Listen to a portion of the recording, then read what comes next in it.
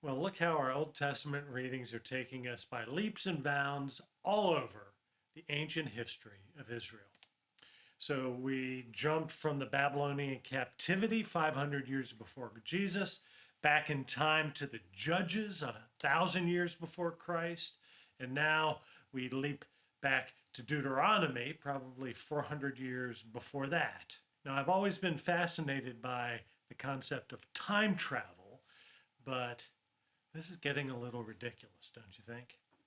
So, now, for the next 3 weeks, we cover the contents of the book of Deuteronomy. Deuteronomy is the fifth of the 5 books of Moses called the Pentateuch, and it's Moses' last message to the generation of Israelites that grew up in the wilderness wandering after the Exodus from Egypt. Moses has gathered them on the high mountain Nebo overlooking the Jordan River Valley, and from this great view, they can see below them the River Jordan, and across that, they enter the promised land. And so Moses here is recounting the liberation of their parents from Egypt 40 years earlier. He's reminding them of the path that they have taken every step of the way to get to Nebo. Now he's preparing them for the blessings and the temptations that they're going to face when they cross that river to claim the promised land. And I want you to notice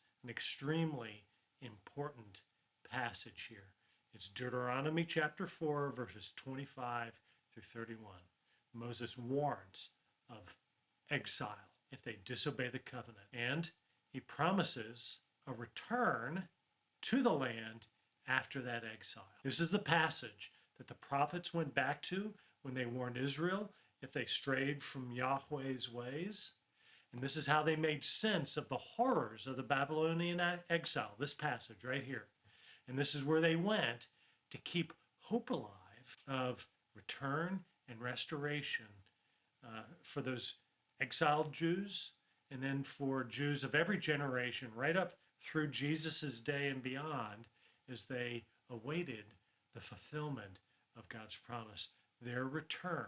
I want you to notice how Moses argues here in these early chapters of Deuteronomy for the preeminence of Yahweh.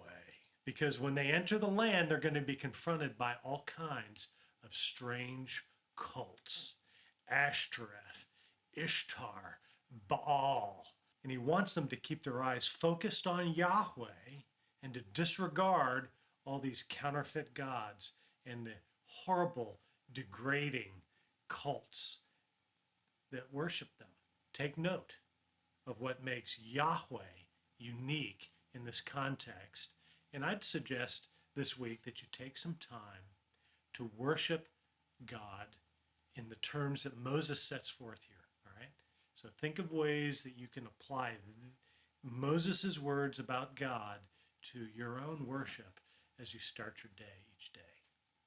And while you read, recall from Isaiah a couple weeks ago, remember when we read at the end of his book, how Isaiah retold the story of the Exodus with the Holy Spirit identified as the capital P presence of Yahweh, the fire and the cloud that surround him, from which he spoke on Sinai, because Moses makes a big deal of that event here in the book of Deuteronomy. It's pretty exciting, I think, to see the same manifestations on the Feast of Pentecost. We saw that a couple weeks ago. Okay, now we turn the page from Deuteronomy into Paul's second epistle to the Corinthians, which we're going to read for the next 3 weeks. Now, I have a little map here of New Testament Greece with Corinth and several other famous cities, which we'll get to know a lot better this summer as we read the book of Acts. You see Corinth there? It had a very significant location for trade and culture in ancient Greece. Paul's relationship with the Christians in Corinth, well, it was very tense, very frustrating. It was highly volatile because the Corinthians were a constant headache for Paul. Everywhere he went in the ancient world, he was always hearing bad news from Corinth. It was a very high maintenance congregation. It seemed that their capacity for fights, for factions, for fornication was legendary. And it continued to be so through at least the end of the first century, when we read Clement, who was then Bishop of Rome, writing a letter, guess who, to the Corinthians, intervening in a dispute. Clement's letter to Corinth is one of the earliest documents that we have outside of the New Testament. So I have this little reconstruction of the city of Corinth, just to give you a little sense of the place. Now, as you begin to read 2 Corinthians this week, it's a real challenge. You're going to see that there's a lot that Paul is saying that you don't really understand what he's talking about. And that's because basically we're reading one side in an extended exchange of letters. Now, with email, you get to see what both people wrote because it's included in the email thread. But with letters, especially letters from the ancient world, you only get to hear half of what's being said. And in Paul's case here with Corinth, you probably only understand about half of that, all right? Because there's this long, complex back and forth between Paul and the Corinthians before Paul even wrote his second letter to the Corinthians. This includes multiple visits and reports by people in Paul's team, like Apollos and Timothy and Titus, names that are familiar to us now. And Paul himself visited probably twice within that time. And he also wrote 2 letters which were not even preserved in the New Testament. All right, so 2 Corinthians is actually probably the 4th letter that he wrote, just to make it easy on you. So with all that background, you're going to notice how hard it is to know precisely what Paul's talking about at times. So just don't worry about it, okay? Keep reading. And what I want you to notice as you read this, even if you don't understand what Paul is saying, listen for how he's saying it.